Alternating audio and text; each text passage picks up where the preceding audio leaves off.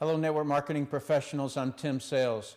There's a stock trader by the name of Bill Ackman who has announced to the media that he is betting against Herbalife stock and that he thinks Herbalife is a pyramid scheme. Just so you know, I am not and never have been with Herbalife. Mr. Ackman has apparently shorted 20 million shares of Herbalife stock. Shorting a stock is a term used to describe he is betting the stock price will go down. If the stock price moves down $1, Bill Ackman makes $20 million. If the stock moves down $10, he makes $200 million. That should answer the question in everyone's mind why he's going public on the media stage and is roaring to all who will listen that because Herbalife doesn't have a high enough percentage of real customers buying their products, it's an illegal pyramid scheme. And he's also claiming that Herbalife preys on the financially unsophisticated. He's saying that he is trying to save the victims in Herbalife that can't save themselves. There's 3 points that I want to make.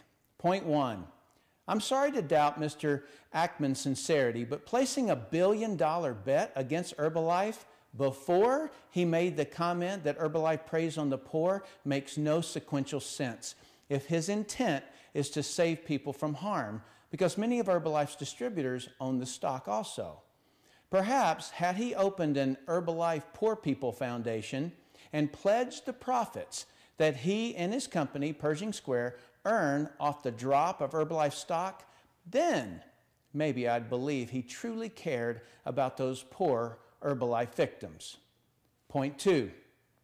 Mr. Ackman claims Herbalife doesn't have a high enough percentage of products that move to real consumers, therefore it must be a pyramid scheme. The thing I want everyone in the network marketing industry to understand is that a stock trader, including Mr. Ackman, has 0% of their profits that come from real products sold to a real consumer. Obviously, a stock trader's business model is different, but at a fundamental level, Mr. Ackman is criticizing Herbalife distributors for not selling enough products to retail customers, yet stock traders sell no products. I think this is a case of the pot calling the kettle black. Point 3. Concerning Mr. Ackman's comment that Herbalife targets the financially unsophisticated, I would have been his definition of financially unsophisticated. Because when I joined MLM, I was in the military earning under $20,000 a year. I think my lack of financial sophistication prohibits me from understanding investments the way that he sees them. To me, an investment, to be a good investment, always requires someone to pay more for it. This is true in stocks, real estate, coins, paintings. When there are no more people willing to pay a higher price, the price of the investment collapses, and everyone other than the sophisticated trader who sold out at the top loses some or all of their money. I want you to think about something. When a stock trader buys a stock and later sees it selling off and wants to lock in his profits or prevent further losses, who does he sell his shares to? The people who buy the shares near the top in the stock trading industry are known as the cattle and sheep. Without the cattle and sheep, the sophisticated trader would have no one to dump his shares on. I see it as heartless guy must find dumb guy to dump his shares on. The only exception to my views of investments is when someone holding the asset adds some kind of value to it, like buying land and building a house on it and then reselling it. But as a stock trader, there is no added value. If you buy Apple stock, you don't better Apple's products. You don't invent new products. You don't hire and train staff, nor do you help Apple write an advertisement and sell more widgets. You just buy something and look for a dumber person to buy it at a higher price, who will then try to find an even dumber person until eventually the owner of the asset can't find any dumber people to buy it. Then he realizes he's the dumbest of them all. Stock price collapses and starts the cycle all over again. Pretty scammy if you ask me. So when anyone claims that an MLM company will collapse when no more new people are available to join the scheme, yet it has never happened, it is particularly hypocritical when someone from the stock trading industry makes this allegation. In my view, the financially sophisticated are those who add value to an asset. And to me, people are the greatest assets. When I can educate someone to control their weight, I'm adding value. I've found that creates a long-term friend and customer. And if I can train people in my business to understand that if they care more about the customer's needs and wants than getting the sale, it'll build tremendous trust that will last a lifetime, and that person will buy a lot of products throughout their lifetime. What I'm saying is, always adding value is how I describe the financially sophisticated. I know I'm old school. I'm told that all the time. I also think it's hypocritical for anyone in the stock trading business to criticize any industry other than their own for people losing money. People have lost more money in the stock markets of the world than any other industry by far. I mean, stock traders can lose $1 trillion of people's money in a couple of weeks, and it's still legal. Heck, May 6, 2010, stock traders lost $1 trillion in 5 minutes. What's being called the flash crash. It's unbelievable. A quick message to the media. Do yourselves a favor and don't ever quote Robert Fitzpatrick. He destroys your credibility. He is not an expert on pyramids, as he claims. He is an MLM critic, which is very different than an expert. He hates and is obsessed with anyone who succeeds in MLM because he failed at it. That he won't accept MLM as being legal, he has total disobedience and disregard for established law. Every problem in the industry that he brings up, I could discredit with undeniable facts in seconds. The only people who fall for his fabrications and out-of-context statements are people who know nothing about MLM, pyramids, and Ponzi schemes. As an example, he stated on CNBC that 96% of people in MLM don't succeed or don't make their money back. That was deceptive, and he knows it. He didn't factor in people who upgrade from customer to distributor so they can get the products at wholesale. He also doesn't compare that statistic to any other comparable industries. Mr. Fitzpatrick should become an advocate of something instead of a critic of something.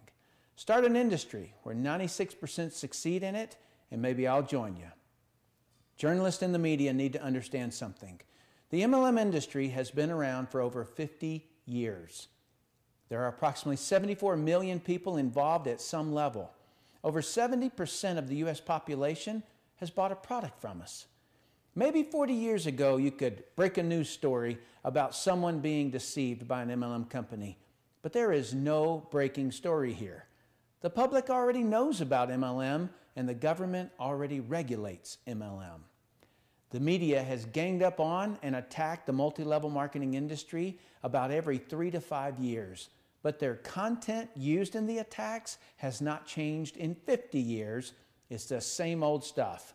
What they accuse each company they attack of is what the Federal Trade Commission sued Amway for 35 years ago and lost.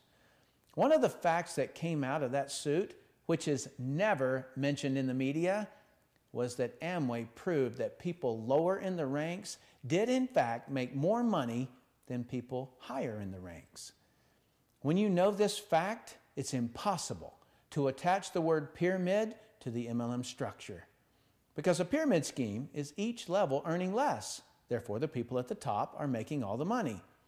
And in MLM, I don't know a single company, and I know hundreds, where the first person in the business is making the most money.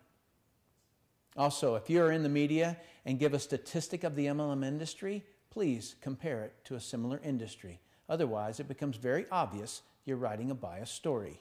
My point is, between the media attacking and the government regulating us, if we had any skeletons in our closet, they've been sitting on the front porch for 50 years, and the government has already regulated those behaviors. So journalists, there's only one media story left to tell about the MLM industry. How can an industry so heavily regulated and so unfairly attacked continue to grow? We're not hurting people in MLM any more than any other industry is hurting people. In a large survey of people active and not active in our industry, it was found 91% of direct sellers had their expectation of a business met or exceeded. So the majority of our people are happy. If that same person who started in MLM instead started selling real estate or insurance, or started trading stocks, started an internet business, started a diet, or started trying to quit a bad habit. Just as many people would fail. Since no one else is willing to confront the elephant in the room, I will. The overwhelming majority of everyone fails at everything. That is fact, and it sucks. The reason that I am in the multi-level marketing industry and in no other industry is because, at least in our industry, there are a minimum of 3 to 4 levels of people who have a financial interest in this person's success. And to that end, we do countless training meetings to educate them. We do social events that increase their perseverance. We even stack new people and customers under them to increase their confidence and their bonus checks. You will not find a more selfless group of leaders anywhere. I was one of those who probably would have failed had I not had that kind of support. So I am forever indebted to this industry. MLM is not a perfect industry, and I have never claimed it to be so.